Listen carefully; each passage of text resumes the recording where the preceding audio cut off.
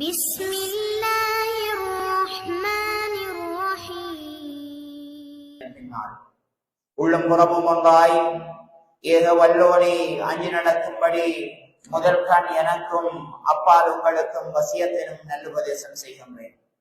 அன்புக்குரிய உறவுகளே, நாங்கள் அதிகமாக செவிமடுத்த வார்த்தைகளில் ஒன்றுதான் அஹ்லு சுன்னா வல் ஜமா.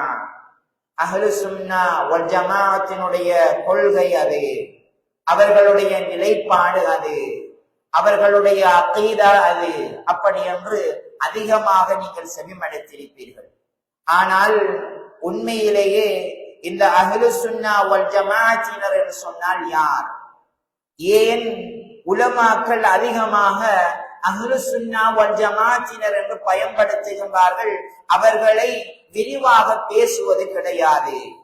இவர்களுடைய நிலைப்பாடு உண்மையிலேயே சரிதானா? இவர்கள் யார்? ஏன் இவர்களை அடிக்கடி நாங்கள் எங்களுடைய உரைகளிலும் எங்களுடைய நூல்களிலும் ஏனைய இடங்களிலும் பயன்படுத்த வேண்டும் என்கின்ற விடயத்தை தெரிந்து கொள்வது மிக சால சிறந்ததாக இருக்கும் என நான் கருதுகின்றேன்.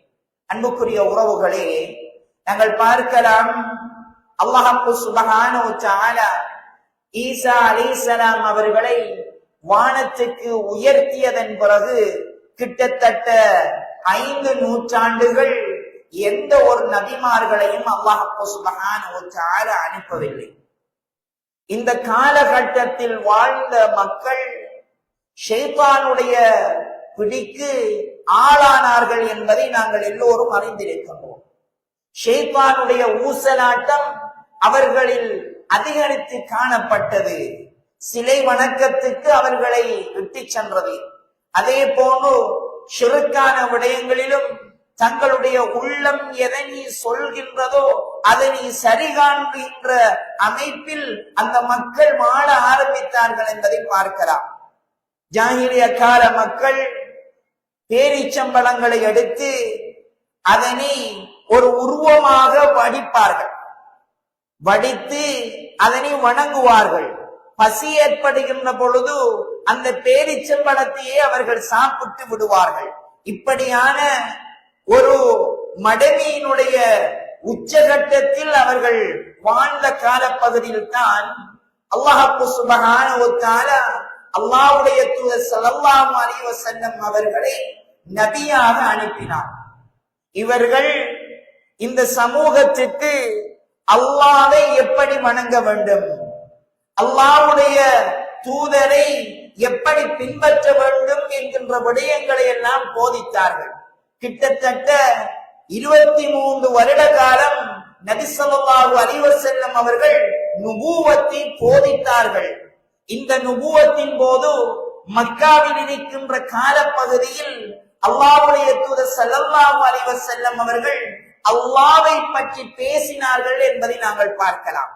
நாங்கள் குர்ஆனை புரட்டினால் குர்ஆனுடைய விடயங்களை சில பகுதிகளாக நாங்கள் பிரித்து காணலாம். ஒரு பகுதி அல்லாஹ்வை பற்றி பேசக்கூடியதாக இருக்கும்.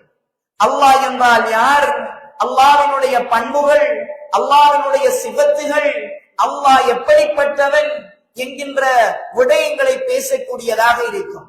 இன்னொரு பகுதி சட்டங்களை பேசக்கூடியதாக இருக்கும். அல்லாஹ் சுப்ஹானஹு வ தஆலா தலாக்கினுடைய சட்டத்தை சொல்லி காட்டுகிறான். லிஆனுடைய சட்டம், திஹாருடைய சட்டம், நோன்பினுடைய, தொழுகையினுடைய, ஹஜ்ஜினுடைய, தர்மம் செய்ய வேண்டியதனுடைய சட்டங்கள் எல்லாவற்றையும் இந்த குர்ஆன் உள்ளடக்கி இருப்பதை பார்க்கலாம். இரண்டாவது பகுதி. மூன்றாவது பகுதி அல் அம்சால், உதாரணங்களை அல்லாஹ் சுப்ஹானஹு வ தஆலா திருமறையில் சொல்லி இருப்பான். இந்த உதாரணத்தை சொல்லி மக்களுக்கு நீங்கள் தெளிவுபடுத்துவீர்களாக என்று சொல்லுவார். அதே போன்று பாறாங்கற்களை அல்லாஹ் சுப்ஹானஹு வ தஆலா உள்ளங்களுக்கு ஒப்பிட்டு சொல்கின்றான். சில பாறாங்கற்களில் இருந்து நீர் என்பதே வராது. அதே போன்றுதான் சிலருடைய உள்ளங்களில் ருத்பா என்கின்ற அந்த இலக்கத்தை காண முடியாது. சில கற்கள் வெடித்து அதிலிருந்து தண்ணீர் வடிந்தோடும். அப்படித்தான் சில மனிதர்களுடைய உள்ளங்களில் ஈரத்தன்மை இருக்கும். இப்படி அல்லாஹ் சுப்ஹானஹு வ தஆலா பல உதாரணங்களை மனிதர்களுக்கு உதாரணங்களின் மூலம் தெளிவுபடுத்துகிறான் என்பதை பார்க்கலாம். அடுத்த பகுதிதான் நாங்கள் பார்க்கலாம். குர்ஆனுடைய 3 பகுதி. ஒன்று அல்லாஹ்வை பற்றி பேசும், இரண்டாவது சட்டங்களை பற்றி பேசும், மூன்றாவது உதாரணங்களை கொண்டு எங்களுக்கு சில விடயங்களை பேசும், நான்காவது பகுதி நபிமார்களுடைய வரலாற்றை எங்களுக்கு சொல்லும். நிகழ்காலத்தில் எப்படியான விடயங்களை நாங்கள் நடைமுறைப்படுத்த வேண்டுமோ அந்த விடயங்களை குர்ஆன் எங்களுக்கு அவர்களுடைய வரலாற்றின் ஊடாக சொல்லி காட்டும் என்பதை பார்க்கலாம். அல்லாஹ் சுப்ஹானஹு வ தஆலா இந்த திருமறையை எங்களுக்கு அல்லாஹ்வுடைய தூதர் ஸல்லல்லாஹு அலைஹி வஸல்லம் அவர்கள் மூலம் தந்தருளி அதனுடைய விளக்கங்களையும் அல்லாஹ்வுடைய தூதர் ஸல்லல்லாஹு அலைஹி வஸல்லம் அவர்கள் எங்களுக்கு சொன்னார்கள் என்பதை பார்க்கலாம். எங்களுக்கு சந்தேகம் ஏற்படுகின்ற பொழுது நாங்கள் குர்ஆனையும் சுன்னாவையும் நாடக்கூடியவர்களாக இருப்போம் என்பதை நாங்கள் ஒவ்வொருவரும் ஏற்றவர்களாக இருக்கின்றோம். நபி ஸல்லல்லாஹு அலைஹி வஸல்லம் அவர்களுடைய மரணத்துக்கு பிறகு அபூபக்கர் சித்திக் ரலியல்லாஹு அன்ஹுடைய ஆட்சி காலத்தில் சிலர் கொள்கைகளில் பிறழ்படக்கூடியவர்களாக மாறினார்கள். கொள்கையில் மாற்றம் ஏற்பட்டது. என்ன மாற்றம்? ஜகாத் என்பது கடமை அல்ல. ஜகாத் நபி ஸல்லல்லாஹு அலைஹி வஸல்லம் அவர்கள் மரணித்தவுடன் அது அப்படியே இல்லாமல் போய்விட்டது என்று கொள்கையில் பிறழ்வு கண்டார்கள். சஹாபாக்கள் இவர்களை முர்த்தத்தீன்கள், மார்க்கத்தை விட்டும் தடம் புரண்டவர்கள், மதம் மாறியவர்கள் என்று சஹாபாக்கள் அவர்கள் உயிரோடு இருக்கின்ற பொழுது அவர்களுக்கு சட்டம் சொன்னார்கள். இவர்கள் யாரெல்லாம் ஜகாத்தை மறுக்கின்றார்களோ அவர்கள் முஸ்லிம்கள் அல்ல, முர்த்தத்தீன்கள், அவர்கள் மதம் மாறிவிட்டார்கள் என்று சொன்னார்கள். உஸ்மான் இப்னு அஃபான் ரலியல்லாஹு அன்ஹுடைய ஆட்சி காலம். உஸ்மான் இப்னு அஃபான் ரலியல்லாஹு அன்ஹுடைய ஆட்சி காலத்தில் அப்துல்லாஹ் இப்னு சபா என்கின்ற ஒரு யஹூதி இஸ்லாத்தை ஏற்றது போன்று நடித்து அவருடைய வார்த்தை ஜாலங்களால் உஸ்மான் இப்னு அஃபான் ரலியல்லாஹு அன்ஹு அவர்கள் கொலை செய்யப்படுகின்றார்கள். இவர்கள் கொலை செய்யப்பட்டதில் இருந்து அதிகமான ஃபித்னாக்களை சஹாபாக்கள் உயிரோடு வாழ்கின்ற பொழுதே சந்தித்தார்கள் என்பதை பார்க்கலாம். அல் இர்பால் இப்னு சாரியா ரலியல்லாஹு அன்ஹு அவர்கள் ஒரு செய்தியை சொல்கின்றார்கள். وَعَبَنَا رَسُولُ اللَّهِ صَلَّى اللَّهُ عَلَيْهِ وَسَلَّمَ مَوْعِظَةً. நபி ஸல்லல்லாஹு அலைஹி வஸல்லம் அவர்கள் எங்களுக்கு ஒரு உரை நிகழ்த்தினார்கள். அந்த உரையில் وَجِلَتْ مِنْهَا الْقُلُوبُ وَذَرَفَتْ مِنْهَا الْعُيُونُ. எங்களுடைய உள்ளங்கள் எல்லாம் அப்படி நடுநடுங்கி போனது. எங்களுடைய கண்களில் இருந்து கண்ணீர் வடிந்தது. உடனே அல்லாஹ்வுடைய தூதரே, கஅன்னஹா, இந்த ஹுத்துபாவை பார்த்தால் முஅத்தா, பிரியாவிடைக்குரிய ஒரு உரை போன்று இருக்கின்றது. ஃபஅவுசினா, எங்களுக்கு என்ன சொல்ல வருகின்றீர்கள், எங்களுக்கு ஏதாவது சொல்லுங்கள் என்ற போது அல்லாஹ்வுடைய தூதர் ஸல்லல்லாஹு அலைஹி வஸல்லம் அவர்கள் அல்லாஹ்வுக்கும் அல்லாஹ்வுடைய தூதருக்கும் கட்டுப்பட்டு நடங்கள். யார் எனக்கு பிறகு உயிரோடு வாழ்கின்றார்களோ ஃபஸயரா இஹ்திலாஃபன் கதீரா, அதிகமான கருத்து முரண்பாடுகளை அவர்கள் கண்டுகொள்வார்கள். ஃபஇன்னஹு மன் யஅஷ் பஅதி, எனக்கு பிறகு யார் உயிர் வாழ்கின்றார்களோ ஃபஸயரா இஹ்திலாஃபன் கதீரா, அதிகமான கருத்து முரண்பாடுகளை காண்பார்கள். அப்படி காண்கின்ற சந்தர்ப்பத்தில் அலைக்கும் பிசுன்னதி, என்னுடைய வழிமுறையை நீங்கள் பற்றி பிடித்துக் கொள்ளுங்கள். வசுன்னத்தில் குலஃபாஇ அர்-ராஷிதீன அல்-மஹ்தியீன், குலஃபாஉர் ராஷிதீன்கள் இவர்களுடைய சுன்னாவையும் நீங்கள் பற்றி பிடித்துக் கொள்ளுங்கள் என்று அல்லாஹ்வுடைய தூதர் ஸல்லல்லாஹு அலைஹி வஸல்லம் அவர்கள் மார்க்க விடயத்தில் அதிகமான கருத்து முரண்பாடுகளை காண்கின்ற பொழுது என்னுடைய வழிமுறையும் என்னுடைய தோழர்களுடைய வழிமுறையையும் நீங்கள் பின்பற்றிக் கொள்ளுங்கள், எடுத்துக் கொள்ளுங்கள் என்று அல்லாஹ்வுடைய தூதர் ஸல்லல்லாஹு அலைஹி வஸல்லம் அவர்கள் சொன்னார்கள் என்கின்ற செய்தியை பார்க்கலாம்.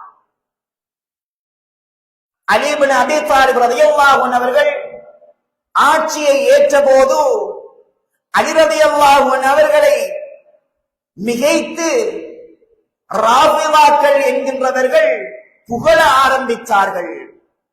இவர்கள் எந்த அளவுக்கு என்றால் நுபுவத் என்பது அலி ரலியல்லாஹு அன்ஹு அவர்களுக்குத்தான் கொடுக்கப்பட்டிருக்க வேண்டும் என்று அளவு கடந்து புகழ ஆரம்பித்தார்கள்.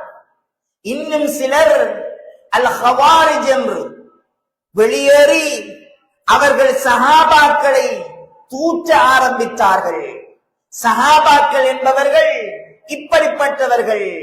இவர்கள் ஏதாவது ஒரு செயலை செய்தால் அதனை விமர்சிக்க கூடியவர்களாகவும், அவர்களை ஏசக்கூடியவர்களாகவும், அவர்களை சாடக்கூடியவர்களாகவும் மாறினார்கள். எந்த அளவுக்கு என்று சொன்னால், அப்துல்லாஹ் இப்னு ஸுபைர் ரலியல்லாஹு அன்ஹுடைய காலம் வரும் வரைக்கும், சஹாபாக்களுடைய இறுதி காலம் வரும் வரைக்கும் முர்ஜிஆக்கள் என்றும் கதரியாக்கள் என்றும் ஒவ்வொரு குழுவினர்களாக உருவானார்கள். அல்லாஹ்வினுடைய பண்புகளை, அல்லாஹ்வினுடைய சிபத்துகளை அல்லாஹ்வுக்கு கிடையாது என்று சொல்லக்கூடிய குழுவினர்கள் உருவானார்கள். وَجَاءَ رَبُّكَ وَالْمَلَكُ صَفًّا صَفًّا. அல்லாஹ் வருகின்ற பொழுது மலக்குமார்கள் வரிசையாக நின்று கொண்டிருப்பார்கள். அப்படி என்று திருமறையில் சொல்கின்ற இந்த வசனத்தை மறுக்கக்கூடியவர்களாக அல்லாஹ் எப்படி வருவான்? அவன்தானே அரிசில் இருக்கின்றான், அரிசில் இருக்கின்றவன் எப்படி வருவது என்கின்ற வார்த்தைகளை பயன்படுத்தினார்கள். இப்படி அல்லாஹ்வினுடைய பண்புகள், அல்லாஹ்வினுடைய சிபத்துகளை எல்லாம் புறக்கணித்து மக்களை வழிகேட்டின்பால் கொண்டு வர ஆரம்பித்தார்கள். இந்த சந்தர்ப்பத்தில் தான் அல்லாஹ்வுடைய தூதர் ஸல்லல்லாஹு அலைஹி வஸல்லம் அவர்கள் ஒரு செய்தியை சொல்லி காட்டினார்கள்.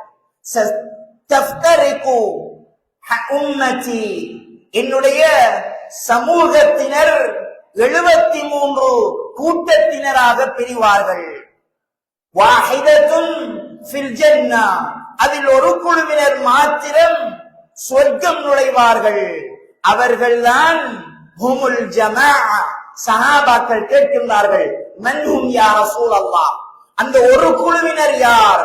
அப்படி என்று கேட்டபோது நபி ஸல்லல்லாஹு அலைஹி வஸல்லம் அவர்கள் ஹுமுல் ஜமாஅ என்று சொன்னார்கள் என்கின்ற செய்தியை பார்க்கலாம். அன்புக்குரிய உறவுகளே, உஸ்மான் இப்னு அஃபான் ரலியல்லாஹு அன்ஹுடைய கொலையில் இருந்து பல வழிகட்ட சிந்தனைகள் கொண்டவர்கள் பிரிய ஆரம்பித்தார்கள் என்பதை பார்க்கலாம். இதனால் தான் அப்துல்லாஹ் இப்னு அப்பாஸ் ரலியல்லாஹு அன்ஹு அவர்கள் ஒரு வார்த்தையை பயன்படுத்துகின்றார்கள். சூரத் ஆல் இம்ரானின் 106வது வசனமான யௌம தபியப்பு வுஜூஹும் வ தஸ்வது வுஜூஹ், சில முகங்கள் மறுமையில் பிரகாசித்துக் கொண்டிருக்கும், இன்னும் சில முகங்கள் மறுமையில் கருத்ததாக வேதனையை கண்டு அனுபவித்தது போன்று அந்த முகங்கள் இருந்து கொண்டிருக்கும் என்கின்ற குர்ஆன் வசனத்துக்கு அப்துல்லாஹ் இப்னு அப்பாஸ் ரலியல்லாஹு அன்ஹு அவர்கள் விளக்கம் சொல்கின்ற பொழுது யௌம தபியப்பு வுஜூஹுன், சில முகங்கள் பிரகாசமாக இருக்கும், ஹும் அஹ்லுஸ் சுன்னா வல் ஜமாஅ, அவர்கள்தான் அஹ்லுஸ் சுன்னா வல் ஜமாஅத்தினர்.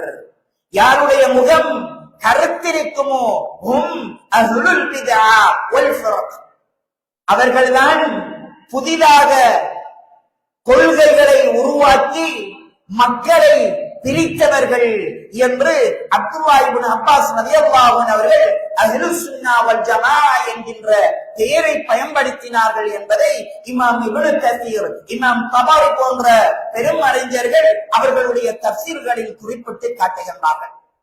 அன்புக்குரிய உறவுகளே, இந்த அஹ்லுஸ் சுன்னா வல் ஜமாஅ என்பது, அஹ்ல் என்பது உடையவர் என்கின்ற பொருள். அஸ்-சுன்னா என்று சொன்னால் நபி ஸல்லல்லாஹு அலைஹி வஸல்லம் அவர்களுடைய சொல், செயல், அங்கீகாரம் என்ற பொருள்படுகின்றது. அஹ்லுஸ் சுன்னா என்று சொன்னால் நபி ஸல்லல்லாஹு அலைஹி வஸல்லம் அவர்களுடைய சொல் செயல் அங்கீகாரத்தை அப்படியே முழுமையாக பின்பற்றக்கூடியவர்கள். வல் ஜமாஅ என்பது அதில் முரண்படாமல் ஒற்றுமையாக ஒரே குழுவினர்களாக ஒரே அமைப்பினராக இருப்பதுதான் அஹ்லுஸ் சுன்னா வல் ஜமாஅ என்பதை நாங்கள் பார்க்கலாம். அன்புக்குரிய உறவுகளே, நாங்கள் பார்க்கலாம் நபி ஸல்லல்லாஹு அலைஹி வஸல்லம் அவர்கள் இந்த சமூகத்தை பற்றி மிக தெளிவாக சொல்லிவிட்டார்கள். எனக்கு பிறகு யார் வாழ்கின்றார்களோ அதிகமான கருத்து முரண்பாடுகளை காண்பார்கள். என்னுடைய சமூகத்தினர் 73 கூட்டத்தினராக பிரிவார்கள், ஒரே ஒரு குழுவினர் தான் சொர்க்கம் நுழைவார்கள் என்கின்ற செய்தியை என்ன செய்து விட்டார்கள், சொல்லிவிட்டார்கள். அதில் இருந்து எடுக்கப்பட்ட வார்த்தைகள் தான் இந்த அஹ்லுஸ் சுன்னா வல் ஜமாஅ என்பது. ஆனால் இந்த அஹ்லுஸ் சுன்னா வல் ஜமாஅ என்கின்ற பெயரை பயன்படுத்திய உடனே ஷியாக்களை தவிர அனைவரும் நாங்கள் தான் அஹ்லுஸ் சுன்னா வல் ஜமாஅத்தினர் என்று வாதிட ஆரம்பித்தார்கள். இப்படி வாதிட ஆரம்பித்த பொழுது குர்ஆனையும் சுன்னாவையும் சஹாபாக்களினுடைய புரிதல் மூலம் யாரெல்லாம் மிக தெளிவாக பின்பற்றினார்களோ அவர்கள் காலப்போக்கில் அஹ்லுல் ஹதீஸ் என்றும் அஸ்ஹாபுல் ஹதீஸ் என்றும் அஹ்லுல் அஸ்ர் என்றும் அவர்களுடைய பெயர்களை மாற்ற ஆரம்பித்தார்கள். இதுவரைக்கும் நாங்கள் பார்க்கலாம், சலஃபுகளை நாங்கள் பின்பற்றுகின்றோம் என்று வார்த்தைகள் பயன்படுத்துகின்ற வரைக்கும் சலஃபிகள் என்றும் அதே போன்று தௌஹீத்வாதிகள் என்றும் பெயர்களை மாற்றிக் கொள்வதற்கு காலம் அவர்களை அப்படியே தள்ளியது என்பதை பார்க்கலாம். அன்புக்குரிய உறவுகளே, ஒரு ஜமாத்தை வைத்து அல்லது ஒரு தனி மனிதரை வைத்து பெயர்கள் சூட்டப்படுமாக இருந்தால் அது அஹ்லுஸ் சுன்னா வல் ஜமாஅ கிடையாது. அஹ்லுஸ் சுன்னா வல் ஜமாஅ என்பது நபி ஸல்லல்லாஹு அலைஹி வஸல்லம் அவர்கள் எப்படி எங்களுக்கு மார்க்கத்தை கற்றுத் தந்தார்களோ, அந்த மார்க்கத்தை யார் எங்களுக்கு அறிமுகப்படுத்தினார்களோ, யார் வஹியை நேரடியாக கண்டார்களோ, யார் வஹியை காதுகளால் செவிமடுத்தார்களோ, அவர்கள் எதனை எங்களுக்கு சொல்லி காண்பித்தார்களோ அதுதான் அஹ்லுஸ் சுன்னா வல் ஜமாஅத்தினுடைய அகீதாவாகும் என்பதை நாங்கள் முதலாவதாக எங்களுடைய உள்ளத்தில் ஆழப்பதிய வைத்துக் கொள்ள வேண்டும். அன்புக்குரிய உறவுகளே, அஹ்லுஸ் சுன்னா வல் ஜமாஅத்தினுடைய அகீதா என்று சொன்னால் என்ன, அவர்களுடைய கொள்கை என்ன, முதலாவதாக மிக தெளிவாக புரிந்து கொள்ள வேண்டும். மன்ஹஜு தலக்கி, அதாவது குர்ஆனையும் சுன்னாவையும் ஆதாரமாக எடுத்துக் கொள்வார்கள். குர்ஆனையும் சுன்னாவையும் ஆதாரமாக வழிகாட்டியாக எடுத்துக் கொள்வார்கள். பார்க்கலாம் நாங்கள் சில மனாமாத்துகள், அதாவது கனவில் நான் இப்படி கண்டேன், இந்த கனவில் இப்படி எனக்கு சொல்லப்பட்டது என்று சொல்லப்படுகின்ற விடயங்கள் ஆதாரமாக எடுத்துக் கொள்ளப்பட மாட்டாது. முகாஷபாத்துகள், அதாவது எனக்கு இப்படி ஒரு உதிப்பு வந்தது, இந்த இடத்தில் நான் உட்கார்ந்திருக்கின்ற பொழுது எனக்கு இப்படியான உதிப்புகள் எல்லாம் வந்தது என்று ஒருவர் சொல்லுவாராக இருந்தால் இந்த மனாமாத்துகள் முகாஷபாத்துகள் இவையெல்லாம் மார்க்க வழிகாட்டலாக எடுத்துக் கொள்ளப்பட மாட்டாது. மிக தெளிவான குர்ஆன் வசனங்களும் மிக தெளிவான ஹதீஸ்கள் மாத்திரம்தான் மன்ஹஜாக எங்களுடைய வழிகாட்டலாக எடுத்துக் கொள்ளப்படும் என்பதை நாங்கள் புரிந்து கொள்ள வேண்டும். ஒரு முறை அப்துல்லாஹ் இப்னு அப்பாஸ் ரலியல்லாஹு அன்ஹு அவர்கள் அப்துல்லாஹ் இப்னு உர்வத் இப்னு ஸுபைர் ரலியல்லாஹு அன்ஹு அவர்களோடு பேசிக் கொண்டிருக்கின்றார்கள். பேசிக் கொண்டிருக்கின்ற சந்தர்ப்பத்தில் உர்வத் இப்னு ஸுபைர் ரலியல்லாஹு அன்ஹு அவர்கள் முத்ஆ திருமணத்தை பற்றி பேசுகின்றார்கள். பேசுகின்ற பொழுது அப்துல்லாஹ் இப்னு அப்பாஸ் ரலியல்லாஹு அன்ஹு சொல்கின்றார்கள், அல்லாஹ்வுடைய தூதர் ஸல்லல்லாஹு அலைஹி வஸல்லம் அவர்கள் இதை பற்றிய சட்டங்களை சொல்லிவிட்டார்கள் என்ற போது உர்வத் இப்னு ஸுபைர் ரலியல்லாஹு அன்ஹு அவர்கள் இல்லை, அபூபக்கர் ரலியல்லாஹு அன்ஹு அவர்களும் உமர் ரலியல்லாஹு அன்ஹு அவர்களும் இப்படி சொன்னார்கள் என்ற போது அப்துல்லாஹ் இப்னு அப்பாஸ் ரலியல்லாஹு அன்ஹு அவர்களுக்கு கோபம் வருகின்றது. இன்னமா அன அகூல் قال رسول الله, நான் அல்லாஹ்வுடைய தூதர் ஸல்லல்லாஹு அலைஹி வஸல்லம் அவர்கள் சொன்னார்கள் என்று சொல்கின்றேன். وانتم تقولون قال عمر قال ابو بكر وقال عمر, நீங்களோ அபூபக்கர் உமர் சொன்னார் என்று சொல்லிக் கொண்டிருக்கின்றீர்கள். மார்க்கம் என்பது அல்லாஹ்வுடைய தூதர் காட்டிய வழி என்பதை உர்வத் இப்னு ஸுபைர் ரலியல்லாஹு அன்ஹு அவர்களுக்கு அந்த சந்தர்ப்பத்திலேயே அபூபக்கரோ உமரோ உஸ்மானோ அலியோ ரலியல்லாஹு அன்ஹும் இவர்கள் சொல்வது மார்க்கம் அல்ல, அல்லாஹ்வும் அல்லாஹ்வுடைய தூதரும் சொல்வதுதான் மார்க்கம் என்று சொன்னார்கள் என்கின்ற செய்தியை நாங்கள் பார்க்கலாம். அன்புக்குரிய உறவுகளே, நாங்கள் பார்க்கலாம். இரண்டாவதாக ஃபஹ்மு ஸஹாபா, சஹாபாக்கள் எப்படி விளங்கினார்களோ அப்படி விளங்க வேண்டும். சஹாபாக்கள் மடையர்கள் அல்ல, சஹாபாக்கள் அறிவினர்கள் அல்ல, சஹாபாக்கள் அறிவு கொண்ட நற்சிந்தனை கொண்ட, அவர்கள் பேசுகின்ற போது அவர்களுடைய பேச்சுக்கு முவாஃபக்காக அல்லாஹ்வினுடைய குர்ஆன் வசனங்களை அல்லாஹ் இறக்கி அருளினான். சிந்தனையில் உச்சகட்டத்தில் நின்றவர்கள், தியாகத்தில் செம்மல்களாக நின்றவர்கள். அவர்கள் செய்த தியாகத்துக்கு ஒரு காலமும் நாங்கள் செய்வது ஈடாகாது. அல்லாஹ்வுடைய தூதர் ஸல்லல்லாஹு அலைஹி வஸல்லம் அவர்கள் சொன்னார்கள், உங்களுக்கு உஹது மலை அளவு தங்கம் இருந்து அந்த தங்கத்தில் நீங்கள் அல்லாஹ்வினுடைய பாதையில் முழுமையாக தர்மம் செய்தாலும் என்னுடைய தோழர்கள் ஒரு கையின் அளவு வல நஸீஃபஹு, அதை விட அரைவாசி பங்கு கொடுத்தாலும் அதற்கு ஈடாகாது என்று சொன்னார்கள். என்னுடைய சஹாபாக்களை லா தசுப்பு அஸ்ஹாபி, என்னுடைய தோழர்களை நீங்கள் ஏச வேண்டாம் என்று சொன்னார்கள். அது யாராகவும் இருக்கலாம், அபூபக்கராகவும் இருக்கலாம் ரலியல்லாஹு அன்ஹு, அலி இப்னு அபீ தாலிப் ரலியல்லாஹு அன்ஹு அவர்களாகவும் இருக்கலாம், உர்வத் இப்னு ஸுபைர் ரலியல்லாஹு அன்ஹு அவர்களாக இருக்கலாம், இக்ரிமா ரலியல்லாஹு அன்ஹு அவர்களாக இருக்கலாம். யாராக இருந்தாலும் என்னுடைய தோழர்களை ஏசாதீர்கள் என்று அல்லாஹ்வுடைய தூதர் ஸல்லல்லாஹு அலைஹி வஸல்லம் அவர்கள் சொன்னார்கள். அவர்கள் குர்ஆனையும் சுன்னாவையும் எப்படி விளங்கினார்களோ அப்படி நாங்கள் விளங்க வேண்டும். உதாரணமாக அல்லாஹ் சுப்ஹானஹு வ தஆலா இப்ராஹிம் அலைஹிஸ்ஸலாம் அவர்களுடைய வரலாற்றை சொல்லிக் கொண்டு வருகின்ற பொழுது இப்ராஹிம் அலைஹிஸ்ஸலாம் அவர்கள் அல்லாஹ்விடத்தில் கேட்கின்றார்கள், ரப்பி, என்னுடைய இறைவா, அரினி கைஃப துஹ்யில் மௌதா, நீ மரணித்தவர்களை எப்படி உயிர்ப்பிக்கின்றாய் என்று எனக்கு நீ காண்பி, அப்படி என்று இப்ராஹிம் அலைஹிஸ்ஸலாம் அவர்கள் கேட்கின்றார்கள். அல்லாஹ் கேட்கின்றான், நீங்கள் என்னுடைய இந்த விடயத்தில் திருப்தி அடையவில்லையா என கேட்கின்ற பொழுது இப்ராஹிம் அலைஹிஸ்ஸலாம் அவர்கள் சொல்கின்றார்கள், என்னுடைய உள்ளம் சாந்தி அடைய வேண்டும் என்பதற்காக வேண்டி கேட்கின்றேன் என்ற போது அல்லாஹ் சுப்ஹானஹு வ தஆலா ஒரு பறவையை எடுத்து நான்காக அதனை வெட்டி ஒவ்வொரு பகுதியில் வைத்து விட்டு நீங்கள் அதனை அலையுங்கள், அவை ஒவ்வொன்றும் ஒன்றோடு சேர்ந்து பறவையாக அது பறந்து வரும் என்று சொல்கின்றார். இதனை சஹாபாக்கள் தெளிவாக புரிந்தார்கள். அந்த மன்ஹஜில் இருந்தவர்களும் தெளிவாக புரிந்தார்கள்.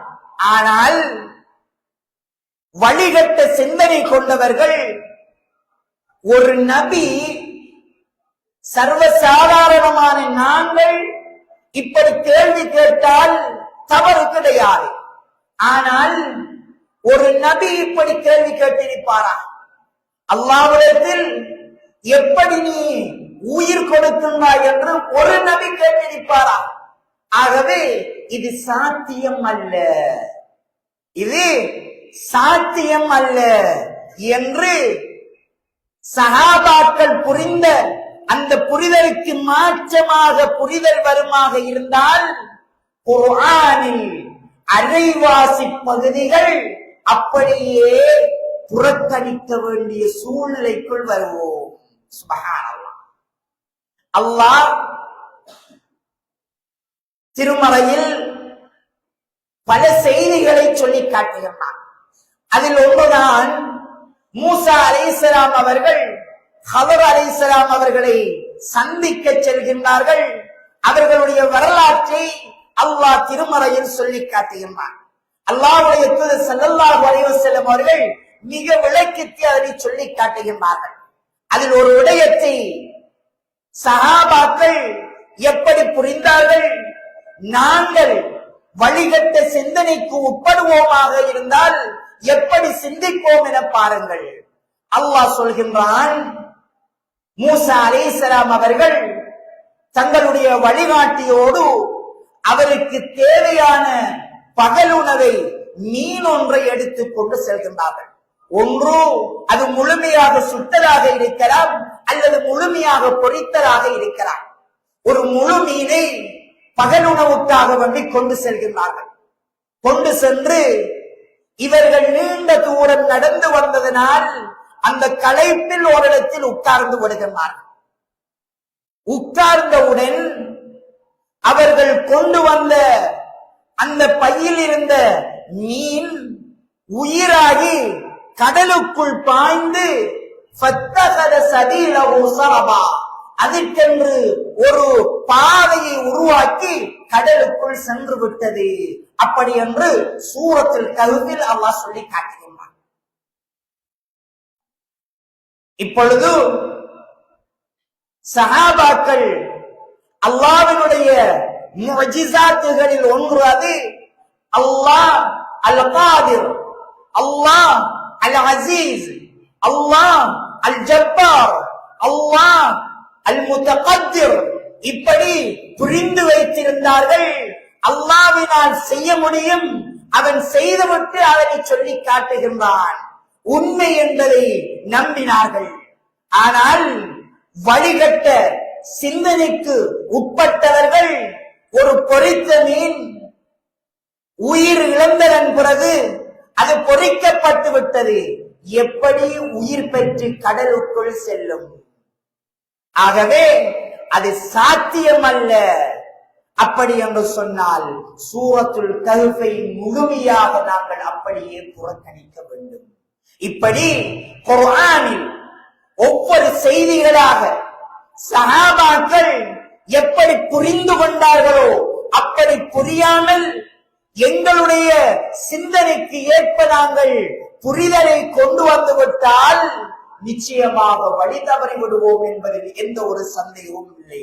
அதனால் தான் அஹ்லுஸ் சுன்னா வல் ஜமாஅத்தினர் என்பவர்களுடைய அகீதாவில் மிக முக்கியமான இரண்டாவது இடத்தை பிடிப்பதுதான் ஃபஹ்மு ஸஹாபா. சஹாபாக்கள் எப்படி விளங்கினார்களோ அப்படி விளங்க வேண்டும் என்பதை அவர்களுடைய மன்ஹஜா, அவர்களுடைய அகீதாவில் ஒரு விடயமாக சொல்லி அஹ்லுஸ் சுன்னா வல் ஜமாஅத்தினர் என்பவர்கள் அல்லாஹ்வுடைய தூதருடைய சொல் செயல் அங்கீகாரத்தை அச்சொட்டாக பின்பற்றி சஹாபாக்களுடைய விளக்கங்கள் எப்படி இருக்கின்றதோ அந்த விளக்கங்களை அப்படியே எடுத்துக் கொண்டார்கள். அவர்களுடைய அகீதாவாக மன்ஹஜாக அதனை சொல்லி காட்டுகின்றார்கள் என்பதை பார்த்தோம். நாங்கள் பார்க்கலாம், அல்லாஹ் சுப்ஹானஹு வ தஆலா ينزل ربنا الى السماء الدنيا حين يبقى ثلث الليل الاخر. இரவின் மூன்றில் இறுதி பகுதியில் அல்லாஹ் சுப்ஹானஹு வ தஆலா அடிவானத்திற்கு வருகின்றான். வந்து யார் என்னிடம் பிரார்த்திக்கின்றார்களோ அவர்களுடைய பிரார்த்தனையை நான் ஏற்றுக்கொள்கின்றேன். யார் என்னிடம் கேட்கின்றார்களோ அவர்களுக்கு நான் விடையளிக்கின்றேன். யார் என்னிடம் மகபிரத்தை கேட்கின்றார்களோ அவர்களுக்கு நான் மகபிரத்தை கொடுத்து விடுகின்றேன் என்று அல்லாஹ் சுப்ஹானஹு வ தஆலா சொல்வதாக அல்லாஹ்வுடைய தூதர் ஸல்லல்லாஹு அலைஹி வஸல்லம் அவர்கள் சொல்கின்றார்கள். சஹாபாக்கள் அதனை அப்படியே நம்பினார்கள், நடைமுறைப்படுத்தினார்கள். ஆனால் வழிகட்ட முஅ்தஸிலா கொள்கைக்குள் யாரெல்லாம் அறியாமல் நுழைந்து விடுகின்றார்களோ. நாங்கள் பார்க்கலாம் உறவுகளே, எப்பொழுதும் எந்த சந்தர்ப்பத்திலும் குர்ஆனையும் ஹதீஸையும் எங்களுடைய சிந்தனையை கொண்டு விளங்க சென்று விடக்கூடாது. அப்படி விளங்குவோமாக இருந்தால் எங்களுடைய சிந்தனையை முற்படுத்தி குர்ஆனையும் சுன்னாவையும் விளங்க ஆரம்பித்தால் நிறைய பகுதிகளை நாங்கள் அப்படியே புறக்கணித்து விடுவோம். எந்த அளவுக்கு நாங்கள் என்பதை விட்டு தூரமாக வேண்டிய நிர்பந்தத்துக்குள் வந்து விடுவோம். சஹாபாக்கள் அல்லாஹ் அடிவானத்துக்கு வருகின்றார் என்று அல்லாஹ்வுடைய தூதர் ஸல்லல்லாஹு அலைஹி வஸல்லம் அவர்கள் சொன்னார்கள். அப்படியே நம்பினார்கள், நடைமுறைப்படுத்தினார்கள். முஅ்தஸிலா கொள்கைக்குள் புகுந்து கொண்டவர்கள் அல்லாஹ் அரசில் இருக்கின்ற பொழுது எப்படி இறங்கி வருவான்? குர்ஆனில் அர் ரஹ்மான் அலல் அர்ஷி இஸ்தவா, அல்லாஹ் அரசில் இருக்கின்றான் என்று சொல்கின்றார்கள். குர்ஆன் சொல்கின்றது. அப்படி என்றால் எப்படி அடிவானத்துக்கு இறங்கி வருவான் என்கின்ற கேள்வி வருமாக இருந்தால் எந்த ஒரு சஹாபாக்களும் அல்லாஹ்வுடைய தூதர் ஸல்லல்லாஹு அலைஹி வஸல்லம் அவர்களிடம் இந்த கேள்வியை கேட்கவில்லை. இப்படி கேட்பதை பித்அத் என்று புரிந்து கொண்டார்கள். இந்த கேள்விகள் எங்களை வழிகாட்டின்பால் கொண்டு செல்லும் என்பதை புரிந்து கொண்டார்கள்.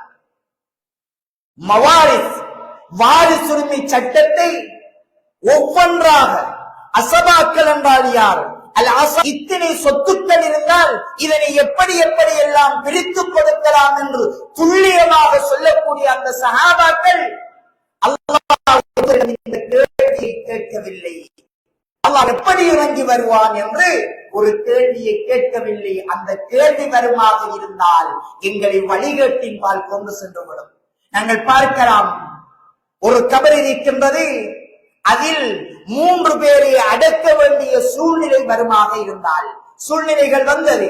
சுனாமியினுடைய காலப்பகுதியில் ஒரு கபரில் 5, 6, 7 பேர்கள் அடக்கம் செய்யப்பட்டார்கள். அல்லாஹ்வுடைய தூதர் ஸல்லல்லாஹு அலைஹி வஸல்லம் அவர்கள் சொன்னார்கள், ஒருவர் கபரில் வைக்கப்பட்டால் அவரை கபர் அப்படியே நெருக்கிவிடும், அவருடைய விலா எலும்புகள் ஒன்றோடொன்று சேருகின்ற அளவு அப்படியே அவர்களை நெருக்கும் என்று சொன்னார்கள். 5 பேரை, 6 பேரை, 7 பேரை வைத்தால் எப்படி கபர் நெருக்கும் என்கின்ற சிந்தனை முஅ்தஸிலாக்களுடைய சிந்தனை இது. இந்த கேள்வி எங்களிடம் வருமாக இருந்தால் அன்புக்குரிய உறவுகளே, வழிகேட்டின்பால் மிக தெளிவாக நாங்கள் சென்று கொண்டிருக்கின்றோம் என்பதில் எந்த ஒரு சந்தேகமும் கிடையாது. சஹாபாக்கள் பயந்தார்கள், சாபியீன்கள் பயந்தார்கள், தபா சாபியீன்கள் பயந்தார்கள். இது எங்களை வழிகாட்டுக்கு கொண்டு சென்று விடுமோ என்று அஞ்சினார்கள். அதனால் அஹ்லு சுன்னா வல் ஜமாஅத்தினுடைய கொள்கைகள் என்பதை மக்களுக்கு சொல்ல ஆரம்பித்தார்கள். அதில் ஒன்றுதான் எங்களுடைய சிந்தனையை கொண்டு நாங்கள் குர்ஆனையும் சுன்னாவையும் விளங்கிவிடக் கூடாது என்பது இது 3வது மன்ஹஜாக அஹ்லு சுன்னா வல் ஜமாஅத்தினுடைய மன்ஹஜாக இருப்பதை பார்க்கலாம். நாங்கள் பார்க்கலாம், அல்லாஹ் சுப்ஹானஹு வ தஆலா வஅபுத் ரப்பக ஹத்தா யஅதியகல் யகீன், உங்களுக்கு தொழுகையை நீங்கள் எப்படி நிறைவேற்ற வேண்டும் என்கின்ற விடயத்தை அல்லாஹ் சொல்லி காட்டுகிறான். ஒரு விடயத்தை நான் உங்களிடம் தர்க்க ரீதியாக சொல்வேனாக இருந்தால் அதனை உடனே நீங்கள் சுதாகரித்துக் கொள்வீர்கள், ஏற்றுக்கொண்டு விடுவீர்கள். ஆதாரத்தின் அடிப்படையில் ஒரு விடயத்தை நான் சொன்னால் அதனை ஏற்றுக்கொள்வதற்கு கால தாமதம் எடுப்பீர்கள். நீங்களாக இருக்கலாம், உங்களுடைய பிள்ளைகள் உங்களிடம் ஒரு கேள்வி கேட்டால் அதனை நீங்கள் ஆதாரத்தோடு செல்வதற்கும் அதனை தத்துவ ரீதியாக சொல்வதற்கும் இடையில் வித்தியாசம் இருக்கின்றது.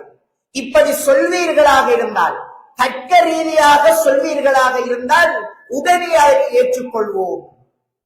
அல்லாஹ் சுப்ஹானஹு வ தஆலா வஅபுத் ரப்பக, உங்களுடைய இறைவனை நீங்கள் வணங்குங்கள், ஹத்தா யஅதியகல் யகீன், உங்களுக்கு யகீன் வருகின்ற வரைக்கும் அப்படி என்று சொல்கின்றார்.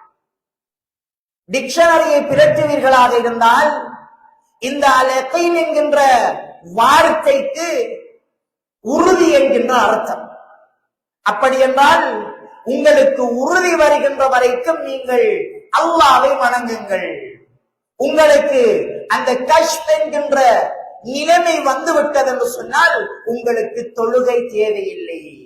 அப்படி என்று நான் டிக்ஷனரியை வைத்து உங்களுக்கு விளங்கப்படுத்தினால் உடனே ஏற்றுக்கொள்வீர்கள்.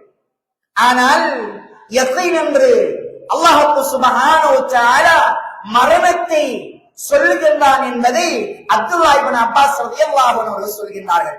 உங்களுக்கு மரணம் வருகின்ற வரைக்கும் நீங்கள் அல்லாஹ்வை வணங்கியே தொழுதே ஆக வேண்டும் என்று சொல்கின்றான் என்கின்ற செய்தியை அப்துல்லாஹ் இப்னு அப்பாஸ் ரலியல்லாஹு அன்ஹு அவர்கள் சொல்லி காட்டுகின்றார்கள். அன்புக்குரிய உறவுகளே, எங்களுடைய சிந்தனையை பயன்படுத்துவோமாக இருந்தால், எங்களுடைய சிந்தனையை குர்ஆனுக்கும் ஹதீஸுக்கும் முன்னால் கொண்டு வந்து நிறுத்தி அதனை விளங்குவதற்கு நாங்கள் முயற்சி செய்வோமாக இருந்தால் நிச்சயமாக வழிகாட்டின்பால் நாங்கள் செல்வோம் என்பதில் எந்த ஒரு சந்தேகமும் இல்லை. அன்புக்குரிய உறவுகளே, நாங்கள் எல்லோரும் அஹ்மத் இப்னு ஹம்பல் ரஹ்மஹுல்லாஹ் அவர்களை பற்றி அறிந்திருக்கிறோம். அப்பாசியர்களுடைய ஆட்சி காலத்தில் வாழ்ந்த அஹ்லு சுன்னா வல் ஜமாஅத்தினருடைய கொள்கையை நடைமுறைப்படுத்திய இமாம்களில் ஒருவர்.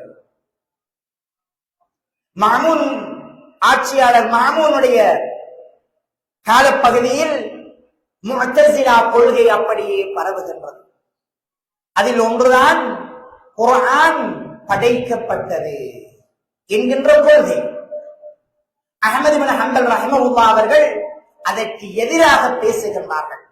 குர்ஆன் முனஸ்ஸல், அது அல்லாஹ்வினால் இறக்கப்பட்டது என்று பேசுகின்ற பொழுது இந்த ஆட்சியாளர் அஹ்மத் இப்னு ஹம்பல் ரஹ்மஹுல்லாஹ் அவர்களை சிறைப்பிடிக்கின்றார். சிறையில் அவர்களோடு கைது செய்யப்பட்டவர்களை கொண்டு சித்திரவதைப்படுத்துகின்றார். சில குண்டர்களை அனுப்பி அவர்களை தாக்குகின்றார். ஆனால் இறுதி வரைக்கும் அல் குர்ஆன் முனஸ்ஸல், குர்ஆன் இறக்கப்பட்டதுதான் என்கின்ற கொள்கையிலேயே இருந்தார்கள். சிறையில் இருந்து வெளிவந்ததும் பாதையால் சென்று கொண்டிருந்த இந்த குர்ஆன் படைக்கப்பட்டது என்கின்ற கொள்கையில் இருந்த ஒரு சிலர் ஓடி வந்து இமாம் அஹ்மத் இப்னு ஹம்பல் ரஹ்மஹுல்லாஹ் அவர்களுக்கு அடிக்கின்றார்கள். அடித்து அவரை கீழே வளர்த்தாட்டி அவருக்கு மேல் ஒரு பாயை போட்டு அந்த பாய்க்கு மேல் ஏறி நின்று துள்ளி குதிக்கின்றார்கள். அவர்களுடைய அந்த வேதனையை, கஷ்டத்தை பார்த்த அவர்களோடு இருந்த ஒரு சிலர் சொல்கின்றார்கள், அஹ்மதே, குர்ஆன் படைக்கப்பட்டது என்று சொல்லிவிடுங்கள். அப்படி என்று சொன்ன போது இமாம் அஹ்மத் இப்னு ஹம்பல் ரஹ்மஹுல்லாஹ் அவர்கள் ஒரு வார்த்தையை பயன்படுத்துகின்றார்கள். பொன்னெழுத்துகளால் பதியப்பட வேண்டிய வார்த்தை அது. அஹ்மத் உயிரோடு இருந்து இஸ்லாம் மடிவதை விட இஸ்லாம் உயிரோடு இருந்து இந்த அஹ்மத் மடிவது மிக சிறந்த ஒரு செயல் அப்படி என்று சொன்னார்கள். நான் சொல்லி குர்ஆன் படைக்கப்பட்டது என்று சொல்லி இஸ்லாத்தை நான் அப்படியே சாவடிக்க விரும்பவில்லை. நான் இறந்தால் இஸ்லாம் வாழும், அதைத்தான் நான் விரும்புகின்றேன் என்று சொன்னார்கள் என்கின்ற செய்தியை பார்க்கலாம். அன்புக்குரிய உறவுகளே, இதுதான் அஹ்லு சுன்னா வல் ஜமாஅத்தினர் குர்ஆனை சுன்னாவையும் மிக தெளிவாக விளங்கிய விடயங்கள். இந்த அடிப்படையில் நாங்கள் குர்ஆனையும் சுன்னாவையும் விளங்குவோமாக இருந்தால் இதுதான் அஹ்லு சுன்னா வல் ஜமாஅத்தினர் என்று சொல்லப்படும்.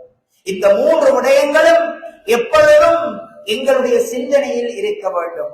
குர்ஆனையும் ஹதீஸையும் மாத்திரம்தான் நாங்கள் எங்களுடைய மார்க்க வழிகாட்டல்களாக எடுத்துக்கொள்ள வேண்டும். இரண்டாவது, சஹாபாக்கள் எப்படி புரிந்து கொண்டார்களோ அதே போன்று நாங்களும் புரிந்து கொள்ள வேண்டும். மூன்றாவது, குர்ஆனும் சுன்னாவும் வருகின்ற பொழுது எங்களுடைய புத்திக்கு ஏற்றால் போல் அதற்கு விளக்கம் சொல்வதற்கு சென்று விடக்கூடாது. அப்படி செல்வோமாக இருந்தால் குர்ஆனையும் சுன்னாவையும் புறக்கணித்து வழிகட்ட சிந்தனைக்குள் நாங்களும் சென்று விடுவோம். அல்லாஹ் சுப்ஹானஹு வ தஆலா என்னையும் உங்களையும் அப்படியான சிந்தனை புறவில் இருந்து பாதுகாக்க வேண்டும். வ ஆகிரு தவானா அல்ஹம்துலில்லாஹி ரப்பில் ஆலமீன்.